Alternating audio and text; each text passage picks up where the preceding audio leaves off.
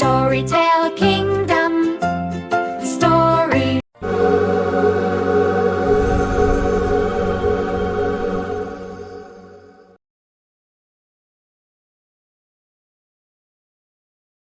In the sun-drenched realm of the Sky Islands, a brilliant rainbow bridge connected the floating lands to the deep green whispering woods below. It was a marvel of stable, crystalline light, a perfect arc against a clear sky. In his cozy, cluttered study, Professor Puddle, a small, round otter in a tweed jacket, hummed a happy tune. He was organizing his collection of tiny bottles filled with mysterious dusts, carefully labeling one sleepy stardust. Suddenly, a low, unsettling rumble started, growing louder by the second. The tiny bottles on his shelf began to vibrate. Puddle stopped humming, his spectacles tilted in confusion. He clutched his notepad instinctively, his eyes darting nervously around the room. Far in the distance, the beautiful rainbow bridge began to wobble rhythmically. Its shimmering light pulsed unevenly, sending waves of worry across the Sky Islands. Just then, a frantic messenger hummingbird, a blur of iridescent motion, burst through Puddle's open window, panting heavily. The tiny bird delivered a small, rolled-up parchment, sealed with the crest of the Sky Islands Council.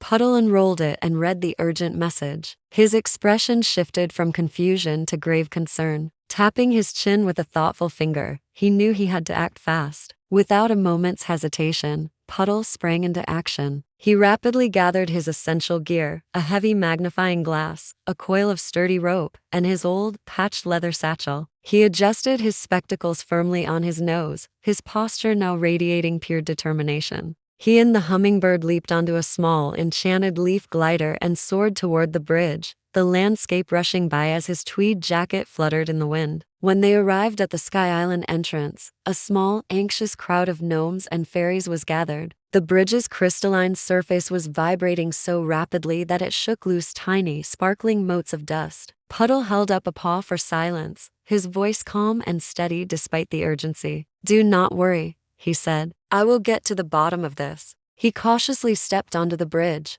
testing the unstable ground with the tip of his boot before committing his weight. He pulled out his magnifying glass and knelt, meticulously scanning the bridge's surface inch by inch. And there it was, a tiny, almost invisible stress fracture in the crystalline structure, looking like a miniature lightning bolt under his powerful lens. He made a rapid, urgent scribble in his notepad detailing the fracture's location. Puddle looked from the fracture down toward the massive, swirling gray clouds far below. The source of the trouble wasn't on the bridge, but beneath it. He secured his rope to the main support cable and began his careful descent, meticulously checking each knot before lowering himself into the thick, disorienting mist. As he descended, he pulled out a small, glowing brass compass. The needle was spinning wildly, a clear sign of magical interference. This was more than just simple structural damage. A strange, high-pitched whirring sound echoed from the depths below. Puddle paused his descent, cocking his head to listen intently.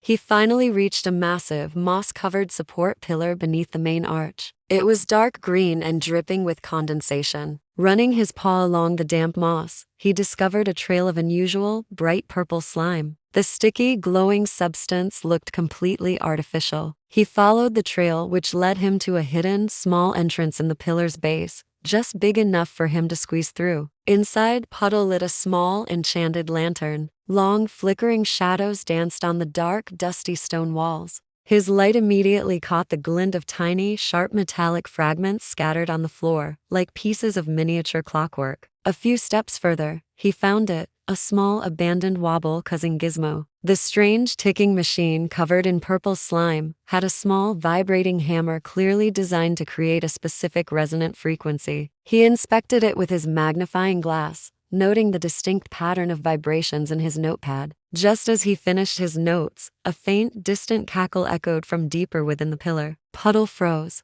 holding his breath. He crept forward, lantern held high, walking on the tips of his toes along the wet, narrow corridor. The purple slime trail continued. He soon reached a large, cavernous chamber deep within the pillar. This was the magical foundation core room. In the center, a faint, glowing blue heart crystal illuminated the space. But something was terribly wrong. The crystal was vibrating rapidly and emitting a distressed, high-pitched whine. Cracks were appearing on its surface with every violent wobble. In a flash of insight, Puddle realized the gizmo was just a distraction. The real problem was the failing heart crystal. The whirring sound was much louder here, accompanied by the distinct clink of metal on stone. He whirled around, holding his lantern defensively. There, standing in the shadows, was a small mischievous creature, a troublesome tinker sprite, wearing large goggles and holding a small, powered drill with a wicked grin. Puddle pointed a shaking paw at him.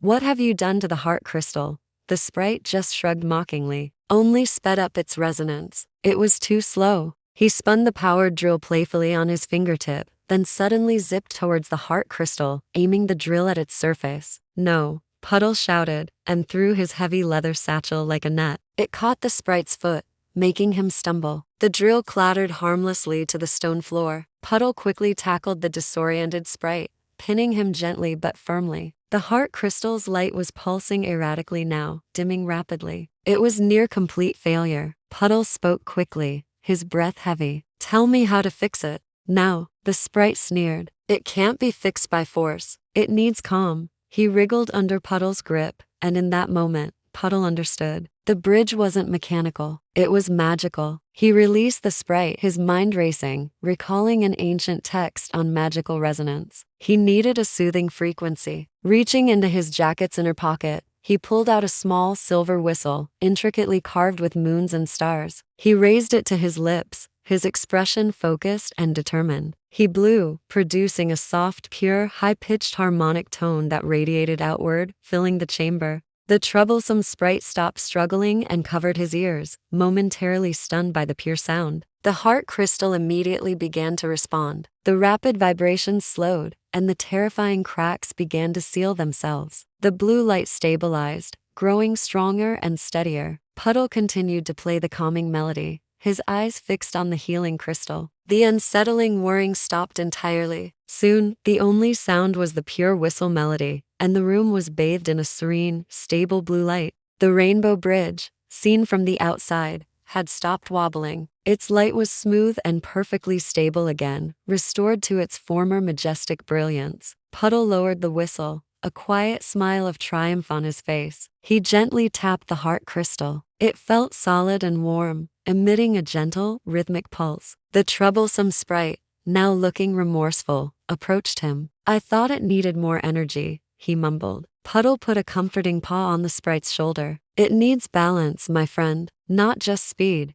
Puddle helped the sprite gather the discarded pieces of his machine. He could see the creature's engineering talent, but shook his head at the lack of understanding. He pulled a small, worn book from his satchel, The Fundamentals of Resonant Magic. He handed it to the sprite. Read this. True stability comes from understanding the Foundation's song. The sprite nodded seriously, clutching the book. I understand. I will study balance. Waving goodbye, Puddle began his climb back up the support cable. The sun was now setting, painting the sky in glorious shades of orange and purple. When he reached the top of the bridge, the gnomes and fairies greeted him with joyful cheers. Puddle simply smiled and gave a thumbs up, gratefully accepting a cup of warm, steaming star nectar tea. As he watched the last rays of sun hit the perfectly stable rainbow bridge, he wrote one final note in his journal. Mystery solved. Foundation required harmony, not force. Then, he took his enchanted leaf glider back home, the hummingbird leading the way through the calm twilight air. Back in his study, he put his gear away and changed into a cozy robe.